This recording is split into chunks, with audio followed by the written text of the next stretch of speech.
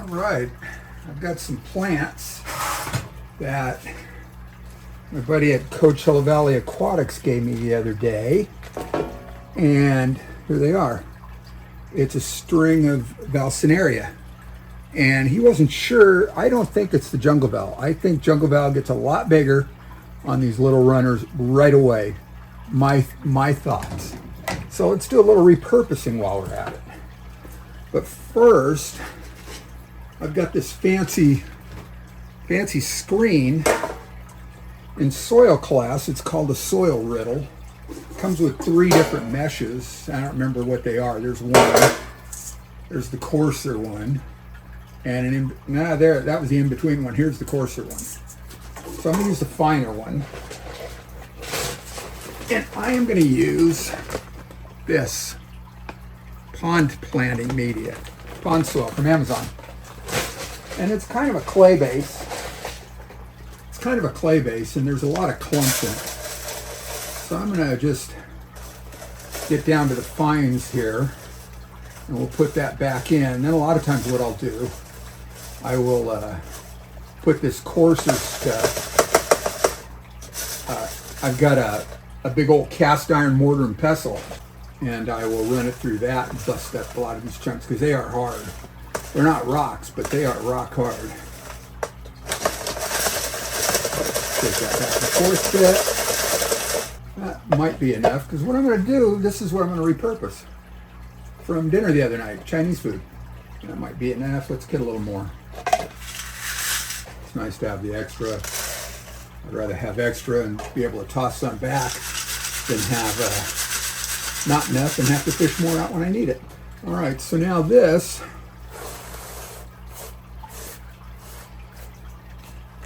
I'm just going to put that right in here. And I think that was what I was hoping for, plenty. Okay. And then I'm going to cut up this val into individual plants, cut the runners up, and just lose the excess part of the runner. Got a lot of them. Now they've been floating.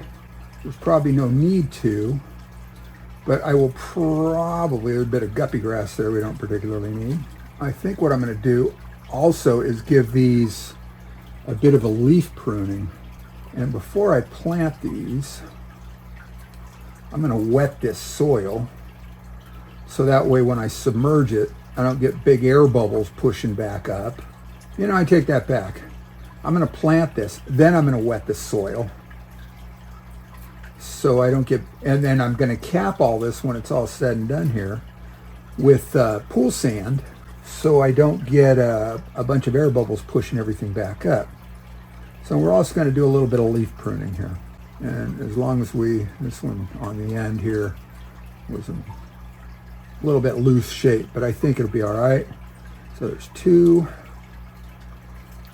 And I think it just helps with the transplant. Makes it easier to transplant. There's 3. A lot of times with the big jungle val, and I could probably do it here too, just grab a spot, pinch, and just pull it off right there. So you really don't need scissors or anything to do this. That's 4. It's a nice little bunch of this. I figure out what species it is. 5. And I'm leaving the leaves about 1.5 inches, 2 inches long. And there's new leaves that they come up out of the center. 6, 7.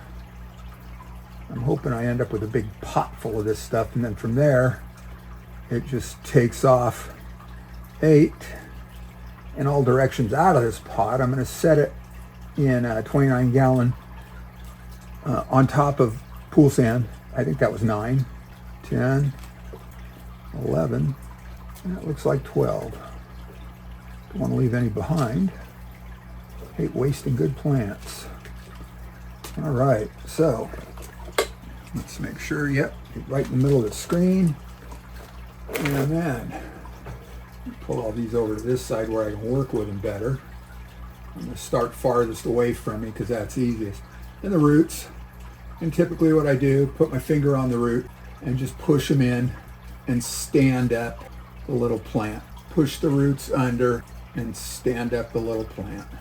So I'm going to release this video to my members first, And if you're not, feel free to join. It's $2.99 a month. And I do videos, a lot of how-to stuff, a lot of little hacks. I've got one coming up. I'm going to make a permanent drain line system for the rack beside me here. And it helps support the channel. Sometimes they need a little nudging. This group of plants are called monocots. They are allies to grasses, the way their habit. All right, so now these are all there.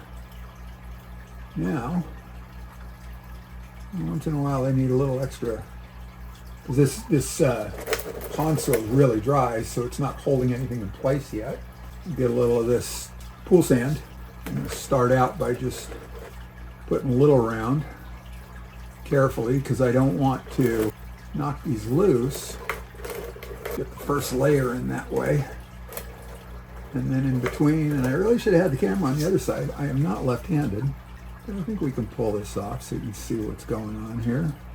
You pile it up a little bit between, and a little shake while it's dry. So what I was getting at with the monocots, grass allies, is that a lot of times if you bury the crown where the leaves and the roots come together, where the roots meet the shoots, the leaves will still pop their way through. Now, no, this doesn't have any drainage holes. It's going underwater, so it really doesn't need drainage holes. And some people might say, well, you don't get water circulation. You're not going to get water circulation through the little holes. Water's going to circulate down through this strata, and find its way back up. It's just not a problem. I've been doing potted plants in aquariums like this for a couple years now, and this is pretty much the way I've always done it. Now, I've got one of these, a wash bottle. I think Amazon called it a tattoo wash bottle, and it's filled with tank water, just because. And I'm going to start wetting this down, saturate this enough to the point where there's water floating across the top. I suppose I could have used something like the activated shrimp soil, one of those things, activated aquarium soils, like the fluval stratum, or even Miracle Grow. In fact, I did a pot, I think I did a couple pots with Miracle Grow. And I'm eventually going to do a test. I've got a bunch of Amazon sword that I'm going to do half in Miracle Grow and half in this pond soil.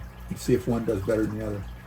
I'm just trying to gently pour this in so it doesn't wash the sand off. There's already a little of that pond soil that I forced up to the surface. I don't want any more than that. And I think I'm seeing a few bubbles coming up. But if you do it slowly, it should push the air out without causing a lot of bubbles to come up. Let's go see how that works out. Oh, and I was talking about a little bit of repurposing. So we're repurposing this takeout dish, and also the plastic that goes around the big bundle of toilet paper from Costco. You know, I just wanted to put a tarp down so that way I could clean up my little rolly cart a lot easier. So this was a nice little, all of a sudden it came to me. Poof. Sometimes, sometimes slow. There we go. Let's go look at the tank this is going to go into. All right, this is the tank. There are male and female koi kohaku swordtails in here that I got the other day from Coachella Valley Aquatics. And I've got these other little Echinodoris that I got on, I think, eBay a while back, and they were floating in a tank. Just wanting to make sure no snails came off them. This tank is snail free. I'd like to keep it that way. I planted them in this pond soil with a sand cap also. So here we are. Here we are, the Vallisneria. Let me make sure. I'm going to raise this up so you can see the surface of the tank. And maybe if it makes a mess, you get to see that. And hopefully it doesn't. Now I'm going to try and settle it in as easy as possible. Let it submerge. Kind of like panning for gold. And then I'm going to set this down on the bottom. One thing I noticed when I put these There's also 10 amber tetras in here, by the way. I'm using this kind of as a quarantine. And then I noticed that the fish felt a lot more comfortable because there was nothing in here. Then there was guppy grass, and I know that helped with a little bit of cover. I put these 3 pots of this Echinodoris, and it's a thin spiral leaf, whatever it is. We'll have to figure it out. So there we go, sitting on the bottom. No muss, no fuss. No fertilizer in here. I fertilize the tank. I use Greg Sage's Rapid Grow. It's one kitchen baster, turkey baster squirt, which is about 1.5 ounces at his suggested dilution rate. And so we'll see how they do. Keep you posted. So once again, like I always say, I appreciate you watching. If this was worth it, worth your time, hope you'll subscribe to the channel. Thanks for looking.